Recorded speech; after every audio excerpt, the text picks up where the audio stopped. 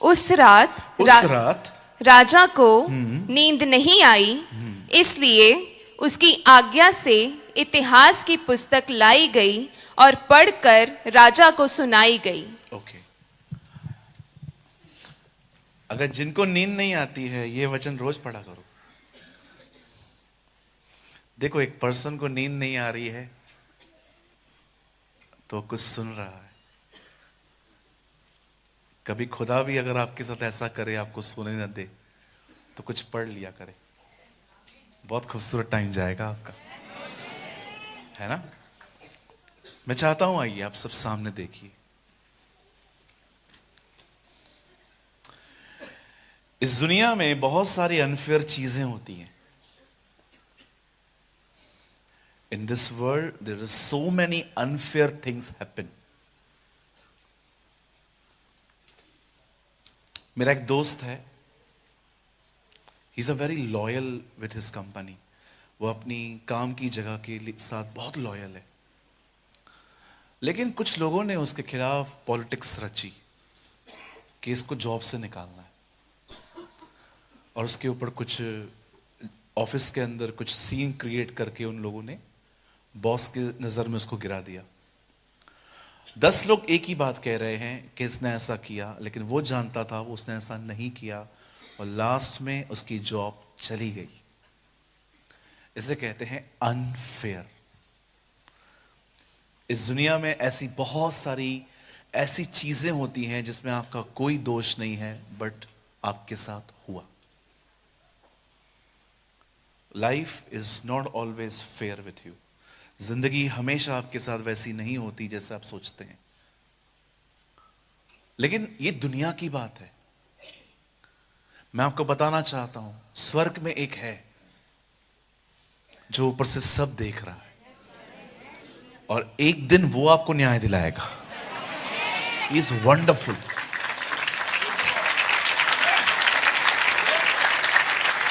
भले ही इस दुनिया में बहुत सारी ऐसी चीजें होती हैं जो अनफेयर हैं, लेकिन याद रखिए, ऊपर की दुनिया बहुत अलग है।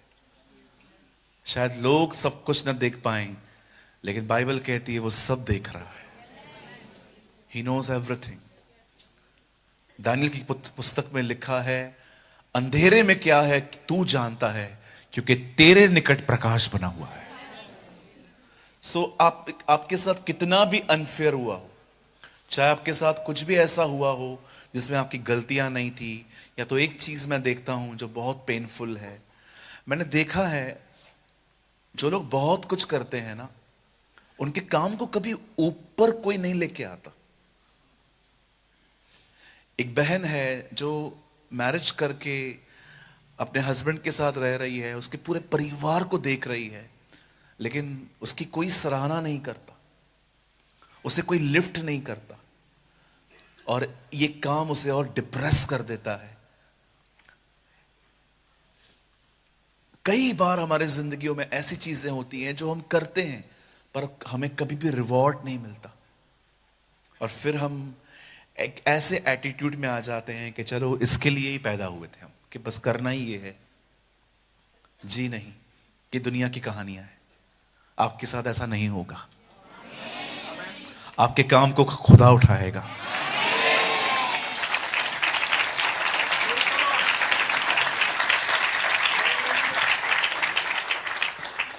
मेरी बाइबल कहती है, एक दिन था जब शरेश राजा ने अपने 127 प्रांतों में एक भोजन, एक बहुत बड़ी पार्टी अनाउंस की। मैं आपको बताना चाहता हूं, एस्तर एक ऐसी किताब है जिसमें खुदा का नाम नहीं है। आपको कहां पर भी परमेश्वर, प्रभु, यहोवा, पवित्र आत्मा, यीशु, ये वर्ड्स नहीं मिलेंगे। प्रभु की एक दासी जॉइस मेयर, जब उसके चर्च के अंदर लोग आके कहते हैं प्रभु काम क्यों नहीं करते, तो उनको हमेशा कहती है एस्तर पढ़ो। तुम्हें वहां पर भी दिखेगा कि खुदा कुछ नहीं कर रहा, लेकिन वही कर रहा है, वही कर रहा है।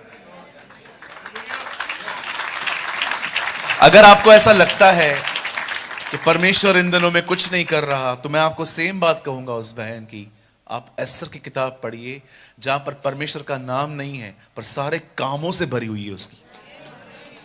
वो हर अध्याय में कुछ कर रहा है। कई बार प्रभु को आदत है पर्दे के पीछे काम करने की, वो कर्टन के पीछे काम करता है। इसलिए यीशु की मौत ने पर्दा फाड़ा ताकि हम देख सकें कि पर्दे के पीछे क्या हो रहा है। आमीन। बाइबल कहती है एक राजा था जिसका नाम था शरक्ष इन इंग्लिश, और खुदा के पाक कलाम में लिखा है कि उसने अपने 127 प्रांतों को, बड़े बड़े लोगों को, अधिकारियों को, उसने अपने गवर्नर्स को, अपने सेंचुरियंस को, हर एक को बुलाया कि आओ हम एक पार्टी करने वाले हैं। और इतिहास गवाह है ये पार्टी 6 महीने चली है, 180 डेज। और इस पार्टी के अंदर उन्होंने हर चीज खाने के लिए रखी थी। और एक चीज वहां पर और भी जिक्र है कि शराब पीने के लिए वो लोग किसी को भी जोर जबरदस्ती नहीं करते थे। लिखा है पीना तो नीति के अनुसार होता था। सब जिक्र है कि हां ऐसा हुआ है, इट्स अ फैक्ट। और बाइबल कहती है उन्हीं दिनों में जब शरक्ष राजा बहुत पी चुका था, तब उसने रानी वश्ती को एक मैसेज भेजा कि तू क्वीन है और क्वीन की तरह हमारे बीच में आ। और वो दिखाना चाहता था कि कितनी खूबसूरत पत्नी दी है उस खुदा ने, मतलब उसके पास है। लेकिन हम सभी जानते हैं रानी वश्ती ने साफ मना किया, मैं नहीं आने वाली, आई विल नॉट कम। और जब यह बात राजा को पता चली कि रानी ने मुझे मिलने से मना किया है, वो बाहर आने से उसने मना किया है, बाइबल बताती है वो क्रोध से भर गया, क्योंकि अब बात ईगो पे आ गई थी। अब बात आने और जाने की नहीं थी, अब बात यह थी मेरी आज्ञा क्यों नहीं मानी। जानते हो ईगो, एक घमंड से भरे हुए व्यक्ति के अंदर सबसे बुरी बात क्या है? वो भलाई से ज्यादा अपनी बात माने जाने से खुश होता है। कहिए पास वाले को कभी घमंड न करें, घमंड से दूर रहिए। हमारी बाइबल कहती है खुदा को चढ़ी हुई आंखें भी पसंद नहीं, चढ़ी हुई आंखें। एक परमेश्वर के दास ने सीढ़ियां बनाई, सीढ़ी। अभी आप YouTube देख रहे हैं ना, पहले YouTube इतना नहीं होता था फेमस, पहले सीडीज चलती थी। आपके घर पे कोई पुराने DVD प्लेयर्स पड़े? अभी तो कोई यूज ही नहीं करता, लेकिन पहले DVD प्लेयर्स आते थे, सीडी डालते थे हम लोग। मुझे आज भी याद है, हम बाजार से ले आते थे। एक परमेश्वर के दास ने एक सीडी बनाई, उसका नाम रखा प्रभु तुम्हें पवित्र करेगा। एक ही दिन में वो सारी सीढ़ियां बिक गई। सेकेंड वीक में उन्होंने एक और सीडी बनाई, उसका नाम लिखा आओ हम प्रभु की आराधना करें, वो भी सीडी बिक गई। तीसरे हफ्ते में उन्होंने एक सीडी बनाई जिसका उन्होंने नाम रखा घमंड न करो, एक भी नहीं बिकी। क्योंकि जो लोग वहां से गुजर रहे थे सब लोग उसको टाइटल को देख रहे थे, घमंड मत करो, घमंड तो मुझ में है ही नहीं, मैं लूं क्यों, चलो। घमंड कभी आपको महसूस नहीं होने देगा कि आप घमंडी हो। वो कभी आपको महसूस ही नहीं होने देगा कि आप गलत हो। घमंडी व्यक्ति हमेशा अपनी नजर में ऊंचा, हर एक को नीचा रखता है। एक सुंदर स्वरदूत को घमंड ने श्रापित शैतान बना दिया, जो नाश होने के लिए रखा गया है। बस डोंट प्राइड। इवन आपको आपके बाइबल के ज्ञान पे भी घमंड नहीं होना चाहिए कि मुझे दूसरों से बेहतर पता है। मैं लास्ट टाइम आया था, मैंने आपको बताया था, मैंने रिसेंटली एक आदमी के साथ डील की थी। एक बंदा था जो मेरी मीटिंग में बैठा हुआ था, मैं बाहर था कहीं पर, तो जैसे मैं स्टार्ट करता था बोलना वो चला जाता था और एकदम आगे बैठता था। मतलब सारे लोग देख रहे हैं कि मीटिंग के बीच में कैसे जा रहा है। और एक बार नहीं, उसने ऐसा 3 बार किया। अब एक्चुअली ये पर्सनल थिंग है, मुझे इतना ध्यान नहीं देना चाहिए, लेकिन पता नहीं क्यों मैंने उससे पूछा। मैंने कहा भाई साहब आपको कुछ तकलीफ है? जैसे मैं आता हूं आप चले जाते हो। तकलीफ नहीं है, मुझे सब पता है, आई नो एवरीथिंग, मेरे को सब पता है। से चुटकियां मार के बात करते, ये अजकल से कुछ पूछो, यर्मिया से कुछ पूछो, प्रकाशित वाक्य से पूछो, मैं तुमको बता दूंगा। मैंने प्रभु से कहा, प्रभु मैं आज इसे नहीं छोड़ूंगा, मैं बाद में पश्चाताप कर लूंगा, लेकिन आज मैं इसे नहीं छोड़ूंगा। मैंने कहा भाई साहब आइए, 2 मिनट काम है आपसे। हाँ पूछो पूछो पूछो, क्या पूछना है? मैंने कहा मैं यिर्मयाह, यशायाह इन किताबों से नहीं, मैं सुसमाचारों से पूछ सकता हूं। अरे सुसमाचार तो मैं ऐसे ही पढ़ चुका हूं। मैंने कहा अंकल एक क्वेश्चन ये है, यीशु ने 5000 लोग को खाना खिलाया, उनके नाम तो बता दो।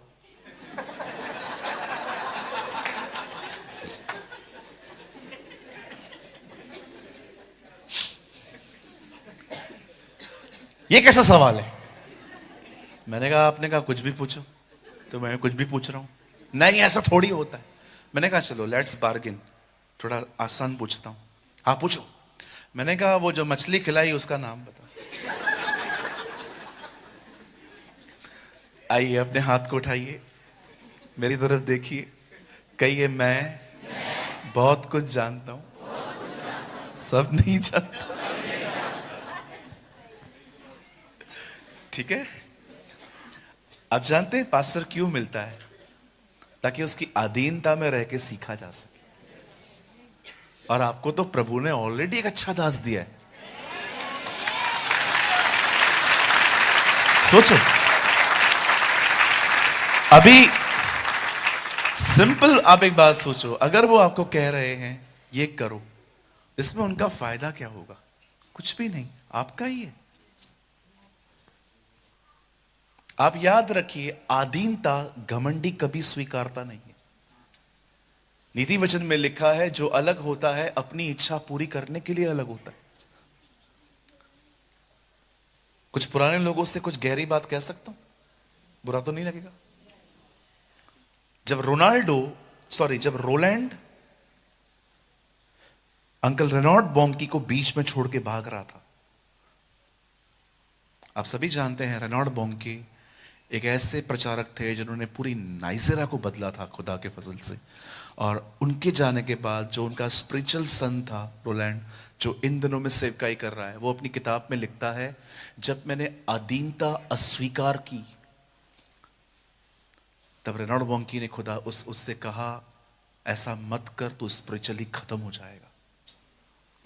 आज भी आप देखिए, जो लोग चर्च से चले जाते हैं, अधीनता नहीं स्वीकारते, आप 1-1.5 महीने के बाद उनसे मिलके देखो, आपको उनके जीवन पे कोई अनुग्रह नहीं दिखेगा। आपको नहीं दिखेगा। क्योंकि याद रखिए, कुछ आशीषें तब हैं जब आप कमरों में बैठते हैं, पर कुछ आशीषें तब हैं जब आप आपस में मिलते हैं। कुछ ब्लेसिंग्स ऐसी हैं। और मैं आपको कहना चाहता हूं, जब आपको एक पास्टर कहता है ना, आप मेरे अधीन हो जाओ, इसमें उनका कोई फायदा नहीं होता। विश्वास कीजिए, अधीनता में ही सेवक तैयार होता है। हमारी बाइबल कहती है, शरेशा ने घमंड किया, आग बबूला हो गया। उसने कहा मेरी बात क्यों नहीं मानी उसने? तब बाइबल कहती है, उसने उस रानी को अपने पद से हटा दिया, क्योंकि एक रॉन्ग मैसेज जा रहा था। लोग उसके पास आके कह रहे थे, राजा इस औरत ने आपकी बात नहीं मानी, और अगर ये बातें बाहर जाके पता चलेंगी तो हमारे घर की औरतें भी कहेंगी, जब वो नहीं मानती है तो मैं क्यों मानूं? एक रॉन्ग मैसेज वहां से स्प्रेड हुआ था, और बाइबल कहती है उसे वहां से हटा दिया गया। अब बाइबल कहती है रानी का पद खाली था, और बाइबल कहती है उन दिनों में एक नया लेटर जारी किया गया कि जाओ, प्रांत प्रांत में हर जगह पे जाओ, और राजा के लिए एक ऐसी लड़की ढूंढो जो पटरानी बन पाए। और बाइबल कहती है उन दिनों में एस्तर अपने चाचा मौद्रके के साथ एक घर में रहती थी, और सब लोग ढूंढ रहे थे लड़कियों को कि कौन सी वो लड़कियां होंगी जिनको हम ले जा सकते हैं। और बाइबल कहती है किसी की नजर एस्तर पे गई। अब एस्तर राज दरबार में पहुंचाई गई, और लिखा है उसकी संगतियां बदली गई, उसके वस्त्र बदले गए, उसके खाने की चीजें बदली गई, उसका डाइट चेंज, उसे प्रिपरेशन करनी थी, राजा के सामने आना था। यह कहानी कितना हमें यीशु के लिए बताती है ना, है ना? कितने लोग ये जानते हैं? हमारी बाइबल कहती है इज़राइल के लोगों ने खुदा को ठुकराया, और आप परमेश्वर को देखिए, आज परमेश्वर हम अन्य जातियों के पास आया। आमीन। और हमें एक समय दिया गया है कि हम अच्छे से तैयारी करें, क्योंकि एक दिन जैसे एस्तर राजा के सामने जाने वाली है, एक दिन हमें भी उस राजा के सामने जाना है। Prepare yourself. मैं आप में से हर एक को कहना चाहता हूं, these are the days of preparation. ये तैयारी के दिन हैं। प्रभु का मार्ग तैयार करो, उसकी सड़कें सीधी करो। मैं आपको कहना चाहता हूं, ये तैयारी के दिन हैं। आप हमेशा याद रखना, बाइबल कहती है वो कुंवारियां नहीं गई जो दूल्हे के आते समय तैयारी शुरू कर चुकी थी, वो गई जो तैयार थी। फिर से कहूं, वो कुंवारियां नहीं गई जो दूल्हे के आने को देखकर तैयार होना शुरू होती हैं, वो गई जो तैयार थी।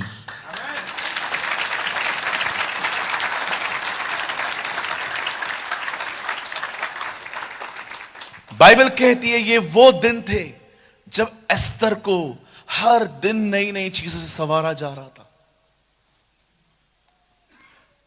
और कई महीनों की तैयारी में उसे तैयार किया गया। अब मैं आपको कुछ बताना चाहता हूं जिस पे आपको बहुत ध्यान देना पड़ेगा, नहीं तो आप समझ नहीं पाएंगे चीजें। आप जानते हैं एस्तर अपने चाचा मोर्दके के साथ रहती थी। अब एस्तर तो पैलेस में है, चाचा कहां गया? ये बहुत अमेजिंग पॉइंट है बाइबल की। आप जानते हैं उसका चाचा कहां गया? वो बिल्कुल पैलेस के बाहर बैठता था। आप पढ़ के देखिए, वो गांव नहीं लौटा। ऐसा नहीं है कि वो उस लड़की को राजभवन में छोड़ के अपने गांव चला गया कि चलो लड़की अंदर है। नो, आप पढ़ के देखो, आपको पूरी बाइबल में वो उसके बाद हमेशा पैलेस के बाहर बैठा हुआ मिलेगा। वो दरबार के बाहर बैठा रहता था। और आप जानते हैं उन्हीं दिनों में राजा का एक और कर्मचारी था, हामान। वो रोज आता जाता रहता था, और जब भी वो आता था लोग उसके सामने झुकते थे, सजदा करते थे। लेकिन मोर्दके जो उसी पैलेस के बाहर बैठा रहता था, see this is his attitude. वो जा रहा है और ये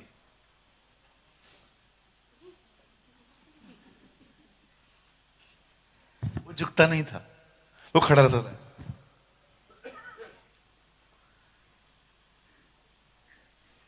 अब ये चीज हामान को मार रही थी।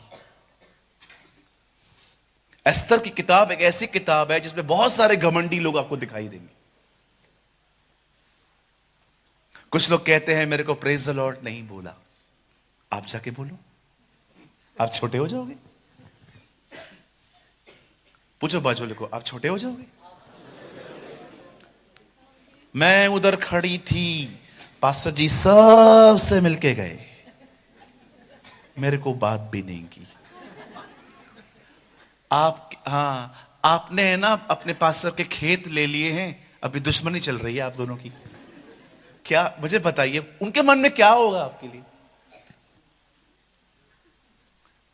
एक भाई ने तो हमारे चर्च में हद कर दी। उसने कहा आज मैंने प्रभु के सामने चिन्ह रखा था, अगर पास्टर खुद प्रेज द लॉर्ड कहेगा आगे तो मैं समझ जाऊंगा प्रभु क्या चाहते थे। मैंने कहा ये चिन्ह नहीं है, ये बेवकूफियां हैं। पॉल वॉशर ने कहा don't seek sign, seek scripture.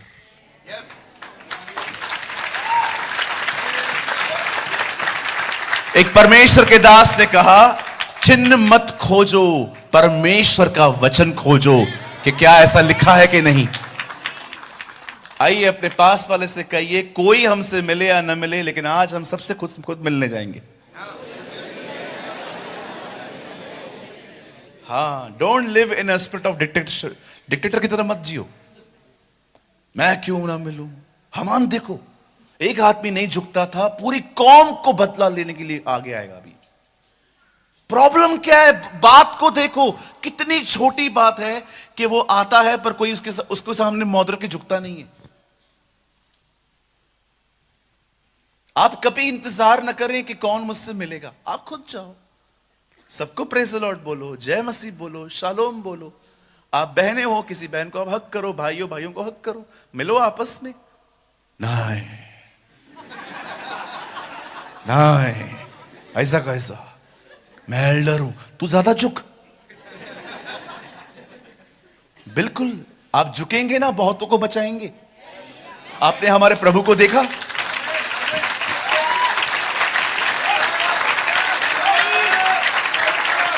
हाँ बिल्कुल, आपने यीशु को देखा, वो झुक के कुछ लिखने लग गया, और जब वो उठा एक आत्मा बच चुकी थी। झुकने वाले लोग सदैव लोगों को बचाते। और ये मत सोचो, आप ये मत सोचो कि आप नम्र बनोगे तो कोई आपका फायदा, कोई हमारा फायदा नहीं उठा सकता। हम इतने बेवकूफ हैं ही नहीं। हम हर घाट का पानी पिए हुए लोग हैं। कुछ लोग मुझे कहते थे बचपन में, बहुत लोग, अरे इतना इतना सीधा नहीं बनने का, खा जाएंगे लोग तुझे। लोग खाएंगे, कोई नहीं खा सकता आपको।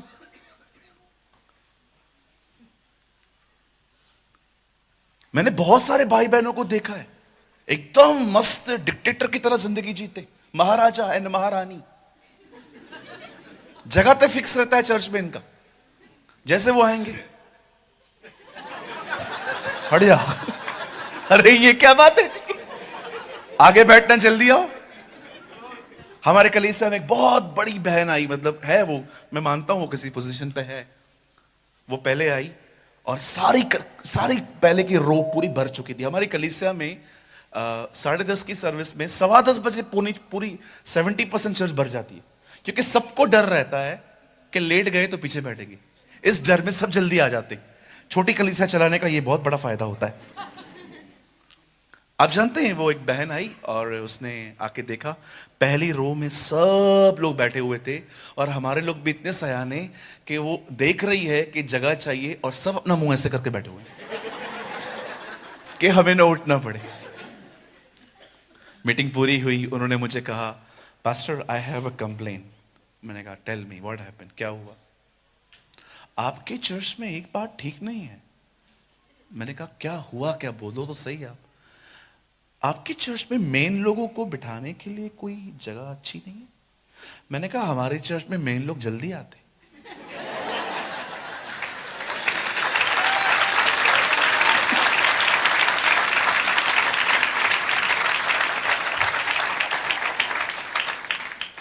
आइए अपने पास वाले से कहिए नम्र बनो। नहीं नहीं नहीं, जैसे मैं बोल रहा हूं वैसे बोलो, नम्र बनो। बिल्कुल। या ऐसा लग रहा है ये बच्चा मुझे बोल रहा है आप भी बनो। अरे न झुकने की वजह से इस आदमी ने दुश्मनी मोल ली। मैं पढ़ रहा था, मैं हंस रहा था। मैंने कहा यार, न तेरे को उसने गाली दी है, न उससे तेरे पैसे लेकर रिटर्न किए हूं, कोई ऐसा केस भी नहीं है। प्रॉब्लम क्या है? बंदा विश नहीं करता, बंदा झुकता नहीं है। आप जानते हो मैं लोगों के साथ क्यों प्यार और नम्रता से चलता हूं? कभी कभी मैं भी खो देता हूं, गुस्सा कर देता हूं, बट मैं एक चीज जानता हूं, हर कोई अपने जिंदगी में से कुछ हालातों से गुजर रहा है। Be kind with others, because we don't know कोई कहां से गुजर रहा है। आपने कभी ऐसे केसेस देखे? जरूर देखे होंगे कि आज वो व्यक्ति मिला, कल आपको पता चला वो मर चुका है। आज वो मिला, हमें बाद में पता चला इससे सुसाइड कमिट कर दिया। कभी आपने ऐसी चीजें देखी हैं? कुछ लोग कितना नॉर्मल बिहेव करते, लेकिन अगले दिन कुछ खबर ही अलग आती है। क्यों? क्योंकि वो ट्रॉमा से गुजर रहे थे, वो स्ट्रेस से गुजर रहे थे, वो परेशान थे, वे डिस्टर्ब थे।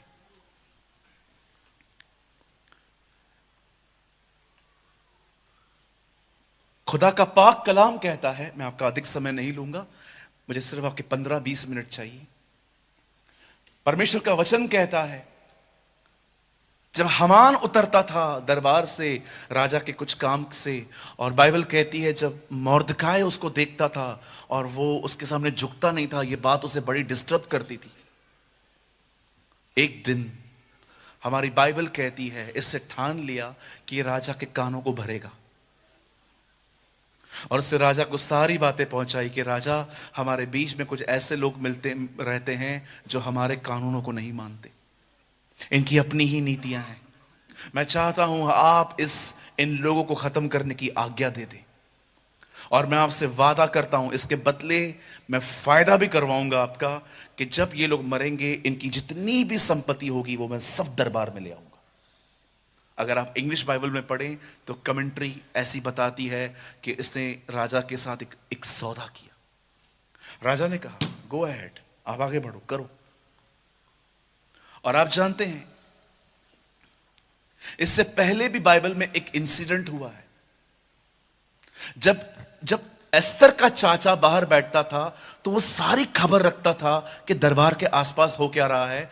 तो दो लोग ऐसे थे जो राजा को मारने की कोशिश कर रहे थे, और ये बात उसने दरबार में पहुंचा दी थी और इससे राजा की जिंदगी बचाई थी। और उन दिनों में एक ऐसी प्रथा थी कि जो कुछ होता था वो डायरी में लिखा जाता था।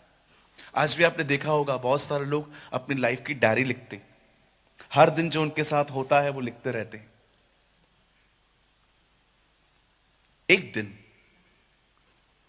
जब राजा के कान भरे गए और राजा ने कहा ठीक है मारो इन लोगों को, उस समय के कुछ समय के बाद एक रात आई जिसका मैं जिक्र करना चाहता हूं। लिखा है इस रात राजा को नींद नहीं आ रही थी और राजा को लगा कि मैं कुछ सुन लेता हूं, और राजा ने अपने एक कर्मचारी से कहा एक काम करो, कोई बुक लेकर आओ और आके पढ़ के सुनाओ। और लिखा है कि एक हिस्टोरिकल बुक निकाली गई, इतिहास मतलब जो हो चुका है। और जानते हैं उस किताब को जब उसने खोला और उसमें से वो देखो पेपर भी वही निकला है, और उस पेपर को उसने खोला, वहां पर लिखा था राजा, एक दिन था जब आप पे कोई हमला करना चाह रहा था और एक व्यक्ति ने आपकी जिंदगी बचाई थी। मैं बिलीव करता हूं ये बुक अपने आप नहीं निकली है। नो नो, हो ही नहीं सकता।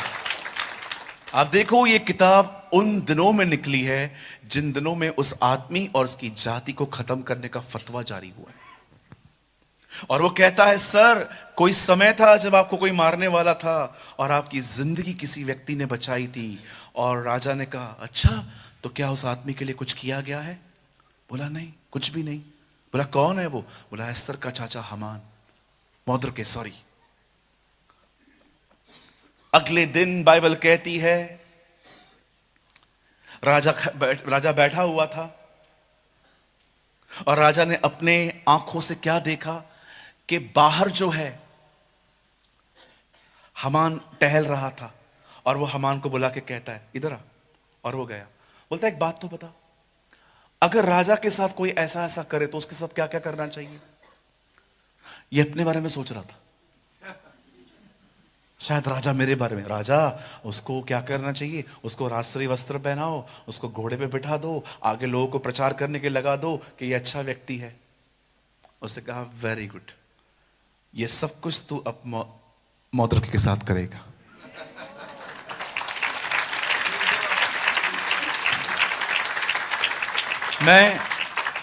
मैं एक्चुअली सब कुछ जो लिखा हुआ है 1 से 6 अध्याय तक मैंने आपको सब बता दिया। आप घर जाके इसको पढ़ना।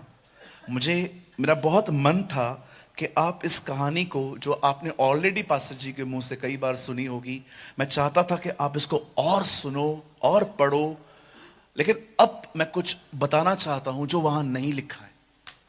आइए, मैं चाहता हूं आप सब सामने देखें, ध्यान दें। ये जितना भी मैंने आपको बताया इसमें कोई प्रकाशन नहीं है, ये सब लिखा हुआ है, ऐसा हुआ था। आप जानते हैं जिस समय एस्तर के चाचा ने उस राजा की जिंदगी बचाई थी, वो सब कुछ एक किताब में लिख के वो किताब को दबा दिया गया था।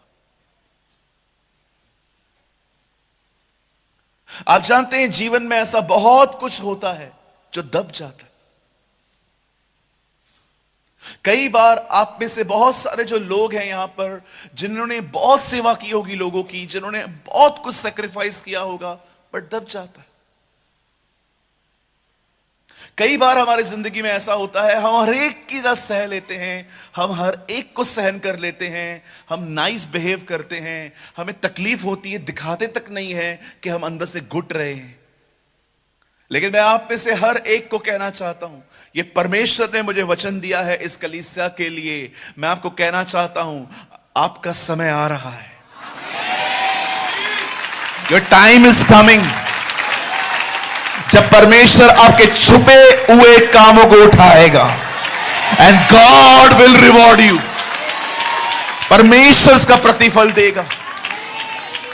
कई बार हम अपनी जिंदगी में इग्नोर किए जाते हैं, अवॉइड किए जाते हैं। हम जिंदगी भर किसी घर के साथ लॉयल बने रहते हैं, किसी व्यक्ति के साथ लॉयल बने रहते हैं, लेकिन हमारे सारे काम दबा दिए जाते हैं।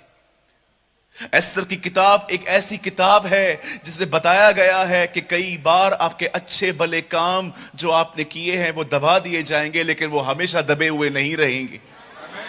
वो हमेशा दबे हुए नहीं रहेंगे। खुदा उन कामों को निकालेगा, खुदा उन कामों को महिमा देगा, खुदा उन कामों को उठाएगा।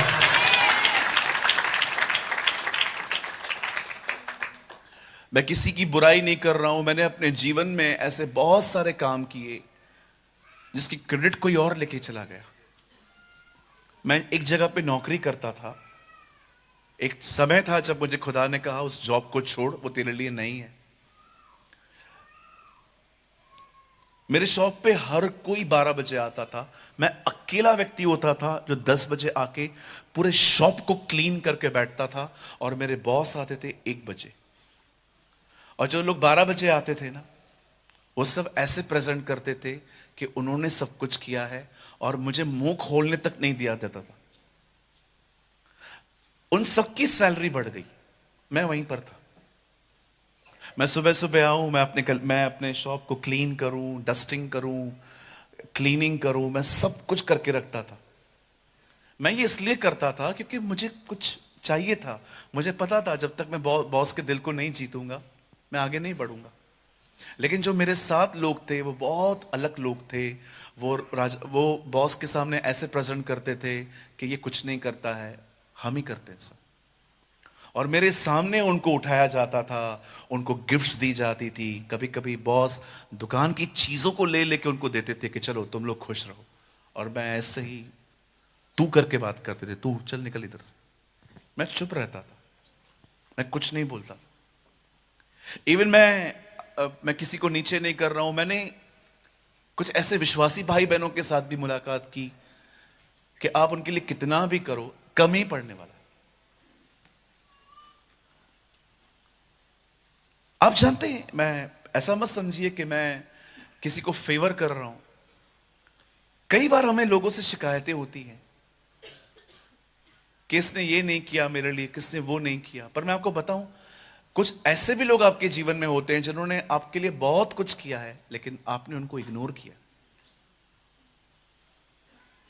दाऊद के अंदर एक खूबसूरत बात थी कि शाऊल के मरने के बाद वो उसके खानदान को ढूंढ रहा था कि कोई तो मिले जिसको मैं बताऊं, जिसको मैं अपना प्यार दिखाऊं। और उससे मपीबोशेत मिला, योनातन का लंगड़ा बेटा, जिसको पूरे जीवन भर दाऊद ने खाना खिलाया। मैं आज आप में से हर एक को कहना चाहता हूं, अगर आपको ऐसा लगता है कि ब्रदर प्रेमानी, हां मेरे साथ भी ऐसा हुआ है, मैंने बहुत कुछ किया, मैंने बहुत सैक्रिफाइस किया अपने घर के लिए, अपनी चर्च के लिए, अपने लोगों के लिए, लेकिन मुझे हमेशा हटा दिया गया, मुझे हमेशा नजरअंदाज कर दिया गया। मैं आपको कहना चाहता हूं, खुदा आज आपसे कहना चाहता है, एक समय आ रहा है जब वो आपके उन भले कामों को निकालेगा बाहर, वो आपको उठाएगा। God will lift you up. आप जानते हैं, खुदा का पाक कलाम कहता है कि उस रात वो किताब खोली गई और एक छुपे हुए काम को उठाया गया, और परमेश्वर ने उन कामों को महिमा दी। मैं आपको एक चीज और कहना चाहता हूं, आपको न्यूट्रल करने के लिए। सुनिए, आप कभी भी, आपको जितना करना है ना करो, लेकिन मैं आपको न्यूट्रल करने के लिए कह रहा हूं ये बात, आप ना रिवॉर्ड की उम्मीद खुदा से रखो। आप भलाई लोगों के साथ करो, लेकिन वो आपको आपके साथ भला करेंगे ये उम्मीद मत करो। आप ये उम्मीद करो कि भले ही मैं कितना भी करूं, मेरा रिवॉर्ड वहां से आएगा, 100% आएगा। मैं फिर से कहूं, अगर आप लोगों की भलाई इसलिए करोगे ताकि वो आपके साथ भलाई करें, तो मैं आपको सच कहता हूं, आप थक जाओगे, थक जाओगे। आई प्रीच व्हाट आई प्रैक्टिस। मैं आपको वो बता रहा हूं जो मेरे साथ हुआ है। आपको जितना करना है करो, अपनी जिंदगी निश्वार कर दो, लेकिन वो भी करेगा ये उम्मीद मत करना, अदरवाइज आप हमेशा उसको ही देखते रहोगे। ब्रदर, मैं अपनी सांस से कितना अच्छा चलती हूं, पर वो हमेशा मेरे पति को कंप्लेन ही करती है। बिल्कुल करेगी, क्योंकि आप उसको देख रहे हो। ब्रदर, मैंने अपने हस्बैंड के लिए कितना कुछ किया, लेकिन आज भी मेरा पति मेरे बच्चों को यही सिखाता है कि तुम्हारी मां थोड़ी ऐसी वैसी है। ब्रदर, मैंने अपने काम पे कितना कुछ किया, मैंने अपने बॉस में, अपनी कंपनी के साथ कितना लॉयल रहा, पर ब्रदर हुआ क्या, सब ऊपर आज मेरा भी सैलरी उतना ही है। जी नहीं। एक दिन फ्लोरिडा में एक पास्टर को कैंसर हुआ। उन्होंने पास्टर बेनी हिन को कॉल किया कि पास्टर बेनी, क्या आप मेरे चर्च में आएंगे? मुझे कैंसर है, लेकिन ये बात चर्च को पता नहीं है। आप आइए, प्रचार कर लिए, अंत में मेरे लिए प्रार्थना करके चले जाइए, पर किसी को बताइएगा मत कि मुझे कैंसर है। पास्टर बेनी हिन जब वहां पर खड़े हुए थे, और जब भी वो आगे बढ़ रहे थे उस आदमी के ऊपर हाथ रखने के लिए, विश्वास कीजिए, वो अपनी बायोग्राफी में लिखते हैं, मुझे परमेश्वर मना कर रहा था इस बंदे पे हाथ मत रख। बोल रहा था, कितनी बार ऐसा हुआ कि मैं जा रहा हूं हाथ रखने के लिए, पर खुदा कह रहा है हाथ मत रख, हाथ मत रख। लेकिन एक टाइम ऐसा आया जब परमेश्वर ने कहा, अब जा, अब हाथ रख। Wait wait wait wait. उन्होंने परमेश्वर से पूछा, प्रभु आप पहले बोल रहे थे मत जाओ, अब कह रहे हो अब जाओ? बोला हां, क्योंकि जब तक वो तुझे देख रहा था, मैं तब तक कह रहा था मत जा। लेकिन एक दिन, एक टाइम ऐसा आया, उसने अपनी निगाहें तुझसे हटा दी और उसने मुझे देखा। मैंने कहा अब तू जा।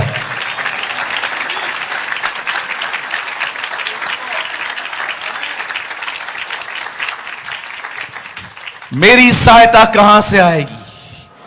मेरी सहायता पर्वतों की ओर से आएगी।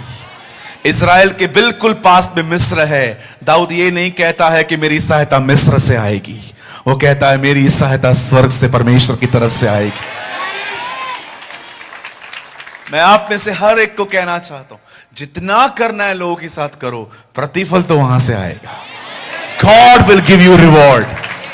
परमेश्वर आपको प्रतिफल देगा। जो सेवा आप लोगों के लिए करते हैं, किसी के उद्धार के लिए आप सहन करते हैं, आप एक ऐसे परिवार में रहते हैं जहां पर आप लोगों को बर्दाश्त करते हैं ताकि वो आप में जीसस को देख पाएं, आप सहन करते हैं। मैं आपको कहना चाहता हूं, कोई परिश्रम व्यर्थ नहीं जाने वाला। हमारा परिवार बचाया जाएगा, हमारा परिवार उद्धार पाएगा।